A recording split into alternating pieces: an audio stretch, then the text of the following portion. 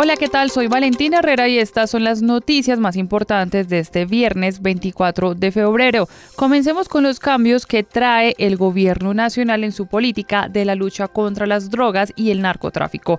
Blue Radio conoció la resolución 0089 del 2 de febrero de 2023, firmada por la Dirección Antinarcóticos de la Policía, en la que inicia un proceso de convenio interadministrativo con la Agencia Logística de las Fuerzas Militares para la operación del Grupo Móvil de Erradicación y enfrentar esos cultivos ilícitos en diferentes zonas del país. Recordemos que una de las críticas es que durante enero no se erradicó ni una sola hectárea de cultivos de cocaína en el país. Esta resolución tiene información muy importante sobre las líneas del gobierno de Gustavo Petro en su nuevo enfoque de la lucha contra las drogas. Reconoce la Policía Nacional que varios grupos con los que hoy está intentando negociar la oficina del Alto Comisionado para la Paz, ya sea para un proceso político o de sometimiento, siguen siendo las grandes responsables del tráfico de drogas en el país y mantienen, a pesar de que con varias de ellas hay un decreto del cese al fuego, intercambio de coca por armas con el cártel de Sinaloa. Los detalles de esta resolución los puede encontrar ya en bluradio.com. Sin embargo,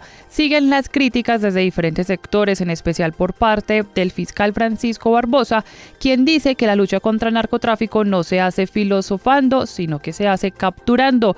Para el fiscal es gravísimo la situación de no estar erradicando cultivos ilícitos y de haber bajado las cifras de incautaciones. Gravísimo, gravísimo, porque la lucha contra el narcotráfico es fundamental en este país. Entonces, si usted tiene un problema de erradicación y usted tiene un problema de incautación y de destrucción de laboratorios, tiene un problema en la lucha contra el narcotráfico, porque la lucha contra el narcotráfico no se hace discutiendo en foros, se hace capturándolos, se hace quitándoles los bienes, se hace incautando, se hace erradicando. No se hace filosofando. Nos informaron que en Barranquilla la situación es calamitosa en términos de incautación. En los últimos 2 meses estamos hablando de que básicamente ese es el puerto que no tiene ningún control en términos de incautación de cocaína. También Estados Unidos se pronunció sobre la situación, pero no entró a controvertir las nuevas estrategias y enfoques del gobierno de Gustavo Petro. Dicen que siguen considerando a Colombia como un aliado en esta lucha. Sobre eso habló el embajador de Estados Unidos en Colombia, Francisco Palmieri. La erradicación es una importante herramienta y vamos a utilizar todas las herramientas que tenemos: interdicción, esfuerzos contra lavados de activos, y vamos a estar trabajando muy de cerca con el gobierno. La otra crítica que hizo el fiscal Francisco Barbosa es sobre el tema del supuesto entrampamiento que algunos funcionarios de la anterior administración, liderada por el exfiscal Néstor Humberto Martínez, habrían cometido con Jesús Santrich. Dice que por ahora no han recibido ninguna denuncia. Que hubo entrampamiento, aquí conforme a la información que nosotros tenemos no hubo ningún entrampamiento en la Fiscalía General de la Nación. Quiero en eso ser muy claro con ese tema, aquí no ha habido entrampamientos con la Fiscalía General de la Nación. Entonces, y si los hubo, estamos esperando en este momento la denuncia de la JEP para que la JEP venga y nos diga exactamente dónde hubo el entrampamiento. Y el giro de la política antidrogas de Petro también pasa por el medio ambiente. Las hectáreas deforestadas por el narcotráfico han aumentado año tras año, por lo que se busca una contingencia desde la base de los cultivadores hasta que los países consumidores también asuman una responsabilidad económica. La radiografía la tiene Mariana Quintero. En materia ambiental, la nueva estrategia del presidente Gustavo Petro en la lucha contra las drogas contempla la posibilidad de comprarle a los cocaleros el cultivo de la hoja de coca, acuerdos con comunidades campesinas para financiar nuevas formas de economía sostenible que sean legales y que no impacten el ambiente. En este último punto ya se alcanzó el primer gran acuerdo y se creará la primera empresa sostenible para 148 familias en áreas deforestadas en Caquetá. Frente a la propuesta del presidente Petro de crear un fondo mundial por 200 millones anuales durante 20 años para proteger la Amazonía, la ministra de Ambiente hizo un fuerte llamado de atención. Si fuéramos serios en el mundo político y en el esquema de poder del mundo, nos tomaríamos en serio que quedan 7 años para reducir en un 50% las emisiones de gases de efecto invernadero. Los bosques y selvas de Colombia también se convirtieron en víctimas del narcotráfico. En el 2017, el primer año de vigencia del Acuerdo de Paz, la deforestación en el país alcanzó las 200 estas 19.552 hectáreas en el 2016, cuando aún el gobierno y las FARC estaban en negociaciones, la cifra fue de 177.765, un área equivalente a casi todo Bogotá. Anualmente en la Amazonía colombiana se pierden más de 88.000 hectáreas. Y evitar la criminalización y el consumo controlado serán los puntos claves de la política de la lucha contra las drogas desde el Ministerio de Salud. El mayor apoyo vendrá de Estados Unidos, que se comprometió a entregar $2 millones para apoyar estos programas. Ana María Celis explica cómo van a funcionar. El giro de la política de la lucha contra las drogas también incluye un componente de la atención en salud como pieza base y se hará a través de la atención a los adictos y no de su criminalización. Precisamente el gobierno de los Estados Unidos ya anunció la entrega de $2 millones para apoyar programas que se enfoquen en el tratamiento de las adicciones y otro dedicado a la educación de la demanda de las drogas con capacitaciones para los profesionales en adicciones y que así puedan implementar mejores prácticas para prevenir el consumo. Dentro de esta política, el presidente Gustavo Petro también ha buscado revivir los centros de atención de consumo controlado que lanzó incluso cuando él era alcalde, lugares donde los adictos podrán acudir para calmar la ansiedad y así reducir los crímenes que generan la ansiedad de las drogas. Y hablemos ahora de noticias de Bogotá, porque por cuenta de los incendios forestales en algunas regiones del país y en Venezuela, la calidad del aire de la capital de Colombia se ha deteriorado en las últimas semanas. Por esto, la Secretaría Distrital de Ambiente declaró la emergencia ambiental y con esto comienzan una serie de medidas con el fin de evitar mayores niveles de contaminación.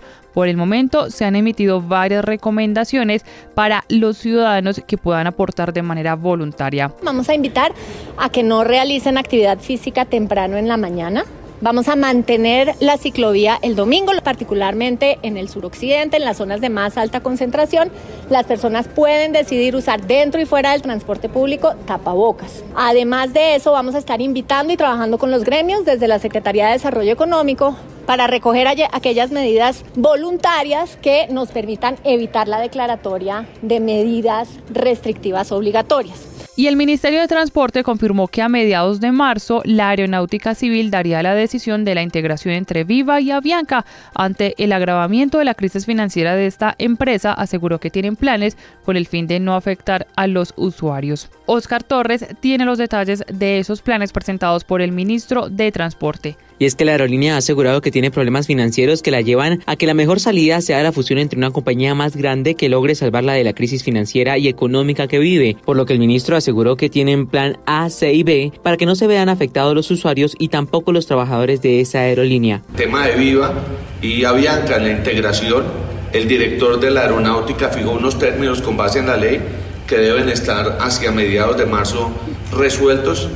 Y el gobierno ha expresado todo su apoyo, no solo para una decisión célere, sino una decisión que deje tranquilos a todos.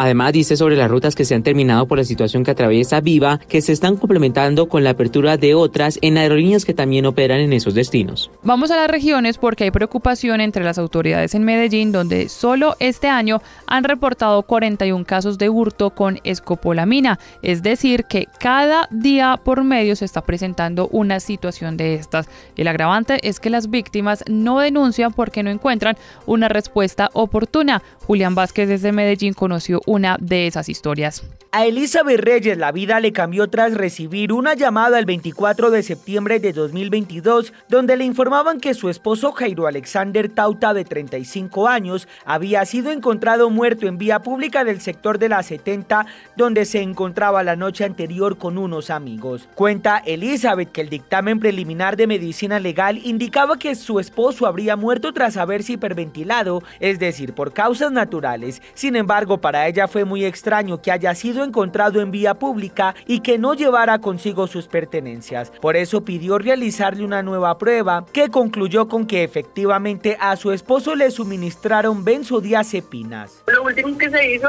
fue lo de la identificación morfológica de uno de los ladrones, pero no hay nada más. No hicieron nada más desde ahí. De las 41 denuncias por hurto con escopolamina que ha recibido la policía en Medellín este año, 5 casos ocurrieron en el sector sector de la 70. Y hace un año nos preguntábamos precisamente cuánto tardaría Rusia en conquistar lo que estaba pretendiendo de su país vecino. Sin embargo, todavía ninguna de las previsiones se han cumplido.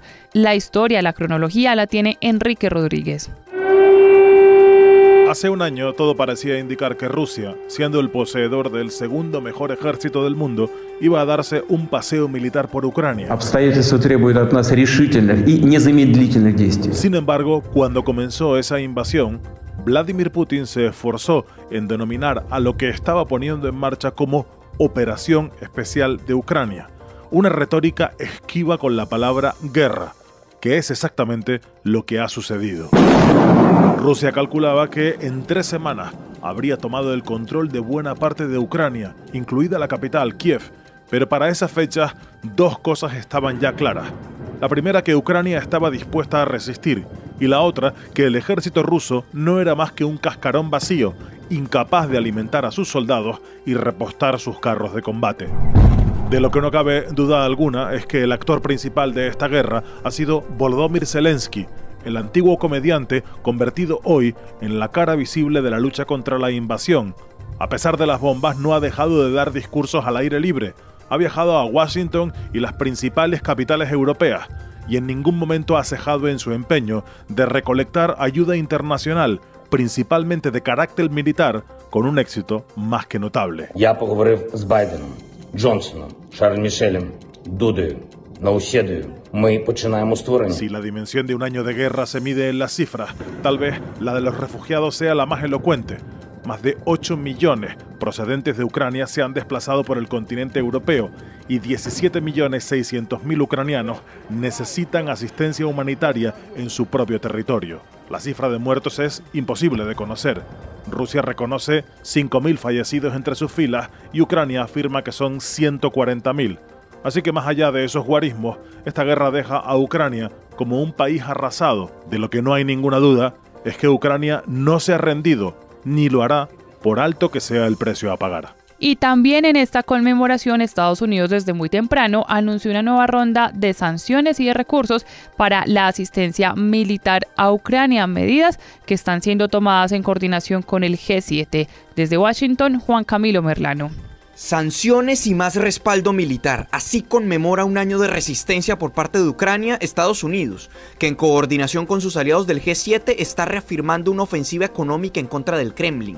Sanciones del Departamento de Estado contra 60 individuos y entidades del gobierno ruso, ministros, gobernadores, funcionarios de alto nivel del gobierno de Putin, y en coordinación con el Departamento del Tesoro, están siendo incluidos en la lista Clinton junto a otros individuos y entidades, más de 100 de hecho, cuyos bienes y activos en los Estados Unidos quedan totalmente congelados, así como también se anuncia restricciones de visa a 1.219 miembros del ejército ruso.